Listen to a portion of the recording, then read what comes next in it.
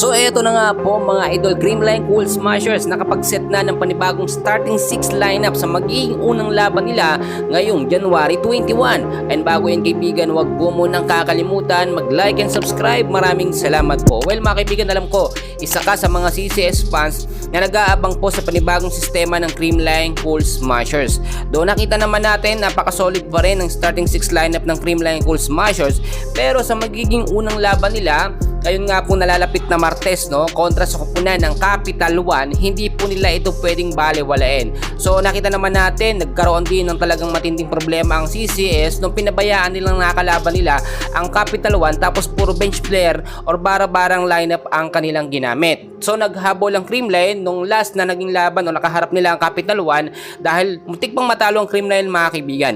Pero sa pagkakataong ito, dahil nga po simula ng panibagong season ngayong 2025, ang Creamline Cool Smashers ay nakapag-set po ng panibagong starting 6 lineup. Alam naman natin at kumpirmado na nandito na sa CCS ito nga pong si Ami Ahumiro. Pero marami nagsasabi na hindi nga daw po ito nakasama sa official lineup. Alam naman natin na ang official lineup nga po ng Creamline Cool Smashers na naisubmit nila sa PBL ay pwede pang baguhin mga kaibigan at ihabol etong si Ami Ahumiro. Sa pagkakataong ito, kapalit po siya nito nga pong si Risa Sato na nasa Cherry Tico, crossover na nga po.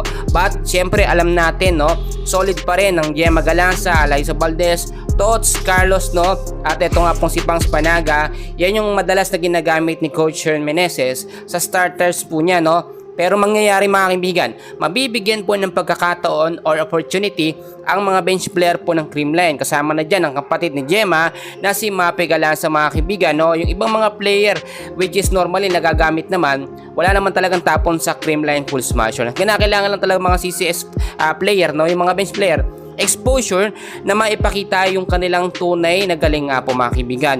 Yung unang 3 laban po ng CCS mga kaibigan, una sa Capital One at yung mga susunod pa, hindi po ganun kalakasan ng kanilang mga team na mga kalaban. Pero syempre dati yon, ngayon nagbago na ho. Sa panibagong sistema at mga trade system, palitan ng mga player, may mga nadagdag din po sa kanila na talagang masusurprise po tayo mga kaibigan.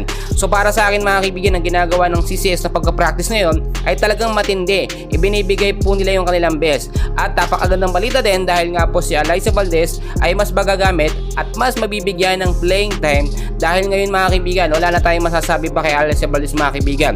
So far so good, ang kanyang kondisyon ay 101% na talagang fit na para gamitin at ibabad po sa buong game. Well for now, yan muna update natin, and please huwag kalimutan mag-like and subscribe. Maraming salamat po.